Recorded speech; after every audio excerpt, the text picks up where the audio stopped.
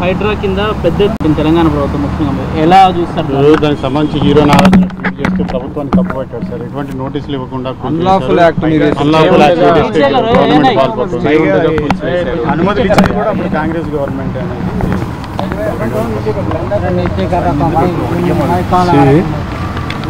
విరుద్ధంగా మీరు చేశారని. హైదరాబాద్ నగరం లేక్స్ రాక్స్, ఈ లేక్స్ రాక్స్ అనేది హైదరాబాద్ నగరానికి పేరు ప్రఖ్యాతులు తీసుకొచ్చినటువంటి విషయాలు ఈ రెండు కూడా. ఇటువంటి లేక్స్ని రాక్స్ని రెండింటిని కూడా కాపాడుకోవాలని చెప్పి పర్యావరణ శాస్త్రవేత్తలు కూడా పెద్ద ఎత్తున ఉద్యమాలు చేస్తున్న సంగతి కూడా మనకు తెలిసింది. హైదరాబాద్ నగరంలోనే కాకుండా పరిసర ప్రాంతాల్లో జిహెచ్ఎంసీ పరిధిలో up to outer ring road వరకు ఉన్నటువంటి ప్రాంతాల్లో పెద్ద ఎత్తున లేక్స్ అన్నిటిలో కూడా లోపలనే బిల్డింగులు కట్టి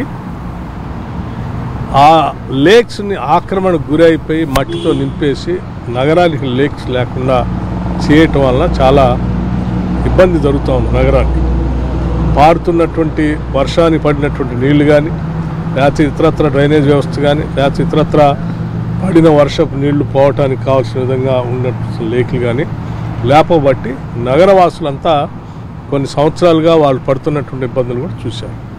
దీన్ని దృష్టిలో పెట్టుకొని భవిష్యత్ నగరవాసులు ఎవరికి కూడా గత పాలకులు కానీ మన పూర్వీకులు కానీ మనకి కట్టించి అందించినటువంటి ఈ లేక్స్ ఏమీ కూడా ఆక్రమణకు గురి కాకుండా ఉండాలనేటువంటి ఆలోచనతో ఏర్పాటు చేసింది Hydraa. Hydraa is to protect the lakes of the Hyderabad and other government properties. So దీన్ని ప్రజలంతా కూడా ఆహ్వానిస్తూ ఉన్నారు. సరే, ఎవరైనా కూల్చినటువంటి ప్రాంతాల్లో కట్టుకున్నటువంటి వాళ్ళు ఇల్లీగల్గా కూల్చారు, మాకు నోటీస్ ఇవ్వలేదనంటే నాకు తెలిసి రాష్ట్ర ప్రభుత్వం నుంచి చేసే ప్రతి పనికి ముందుగానే నోటీసులు ఇస్తూ ఉన్నారు. అట్లాగే వాటన్నిటి లేక్స్లో ఎక్కడైతే కట్టారో బఫర్ జోన్ కూడా కాదు, లేక్స్లోనే నేరుగా లేక్స్లో కట్టినటువంటి వాటిపైనే ముందుగా చర్యలు తీసుకుంటున్నారు. దీనికి ప్రజలందరూ కూడా సహకరించాలని కోరుతా ఉన్నాను. నేను ఇంకో విషయం కూడా చెప్తా ఉన్నాను. నా శాఖలో ఉన్న నా దగ్గరే ప్లానింగ్ డిపార్ట్మెంట్లో ట్రాక్ ఉంది, రిమోట్ సెన్సింగ్.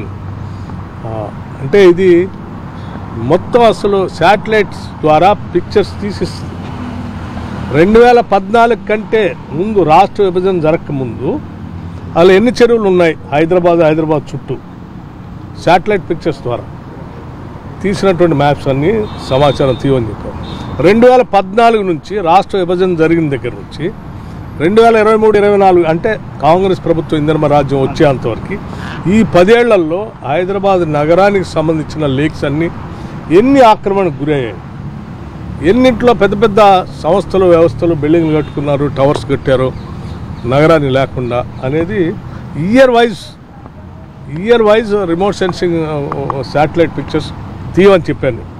వాటన్నిటిని తీసి అధికారికంగా వారికి అందిస్తున్నాం. వాటన్నిటిని ప్రజల ముందు కూడా పెడతాం.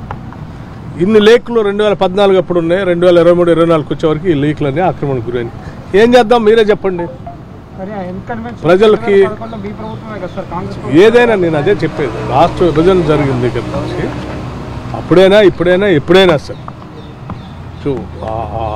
చట్ట ప్రకారం చట్టం లోబడే నిర్ణయాలు తీసుకోవాలని చెప్పాం. అట్లాగే జరుగుతుంది. ఎన్ని చెరువుల ఆక్రమణకు గురైనాయి సార్? ప్రాథమికంగా పర్సెంటేజ్ చెప్పండి. కేవలం ప్రతిపక్ష నాయకుల ఆస్తులపైకి వెళ్తున్నారు అనేది ప్రధానంగా మీ పైన మేము అందుకే చెప్తా ఉన్నాను కదా, చాలా స్పష్టంగా మొత్తం లెక్కలతో సహా ప్రజల ముందు పెడతామని. ఇంకా ఇబ్బంది ఉంది, గొడవ పార్టీ అయినా సరే ఎవరిని వదిలేరు సార్?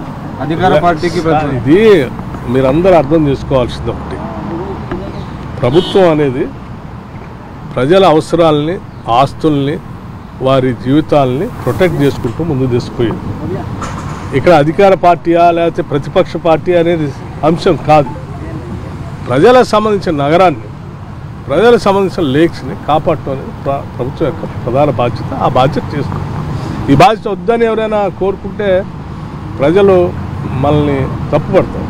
అటువంటి చేయొద్దనే కోరుతాం.